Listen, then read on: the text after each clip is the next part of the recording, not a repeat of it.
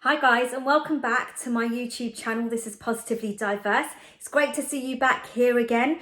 And today I'm going to be talking a little bit about managing our children's mental health.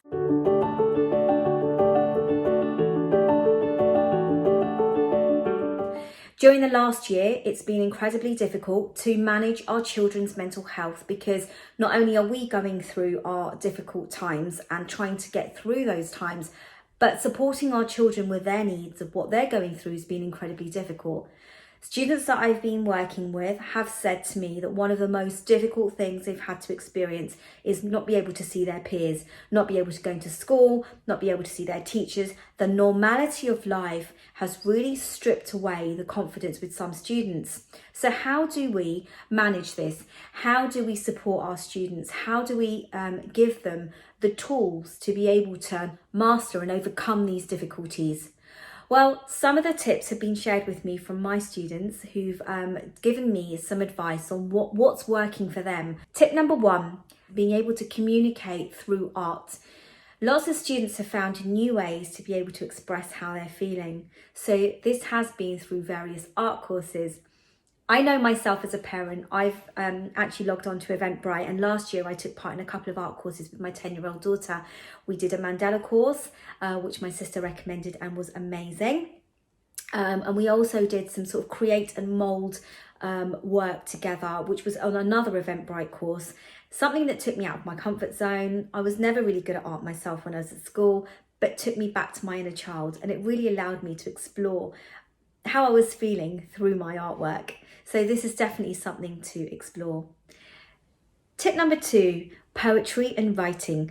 Some students have said to me that what they really find helpful is being able to write their thoughts down. So this might be thoughts of the week, thoughts of the day, be able to have a little diary entry and just express how they're feeling. Because when they've written these thoughts down, they suddenly feel lighter. They feel like they have less of a burden to carry, and it really allows them to kind of almost feel as if someone is listening to what they're saying. Tip number three, music. Lots of students tell me how much they love music, and they use music to just help build on confidence. So they have been doing that, as well as drama, which I think ties into music. Some students have been using drama and it being able to express themselves through drama using various apps like TikTok have just given them that element of fun. And they've kind of linked up with their friends and used TikTok just to add a little bit of fun and creativity to how they're feeling. And it adds a touch of normality as well, because this is an app that they sort of use at school as well. These are just some of the things that I wanted to share with you. I think it's really important to find that time to be able to talk to our children and ask them, if everything's okay, and have that conversation with them on how they are finding life, because quite often we assume that they are just getting by and they're fine, but lots of children tend to manifest and keep those emotions inside. And one of the things I've noticed as a teacher is that it's very difficult to get these emotions out of teenagers that find it really hard to express themselves with their parents.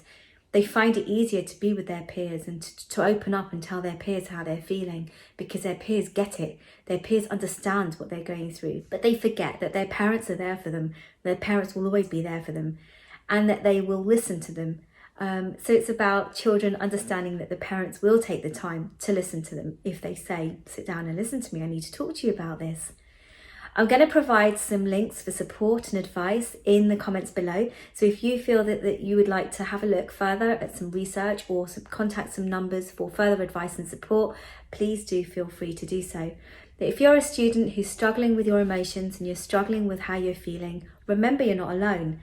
You've got the support of a teacher that you trust at school, or someone, or a friend, or a neighbour, or an aunt or an uncle. If you feel that you can't talk to your parents, it's really important to know that you can talk to someone around you who can just help you and suggest how to get on that right path for support, okay? So it's really important to remember you're not alone. Your school will support you, and it's really important to reach out as well. So remember that, okay? Because there's always someone who's there to listen. So I really hope this video supports.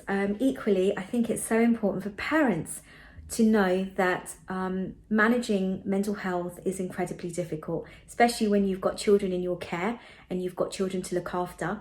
In order to be a good parent, a parent who's on top of it, a parent who's able to kind of really understand their child's needs, we've also got to be able to manage our own mental health. So do take that time out for yourself. Do make sure that you're getting that self-care as well, and that you're looking after yourselves, because this is so important. In order to be able to look after our children, we've got to be able to have a really good, strong mental health. I really hope this video has helped you just understand the position as a teacher and some advice from students. And if you're a student and you want to pop some comments in the box below of what sort of things work for you, please share that. Equally, if you're a parent and you've tried some strategies on what works for you at home, please share that in the comments below. I would love to hear from you. And if there's anything you would like to know about in terms of teaching and support available, pastoral support, or support available to your child, each and every school is different, but there is support available. So if you've got any questions, please pop that in the comments below. I hope this video has helped you understand this a little bit better. I look forward to seeing you next week. Stay positive, guys.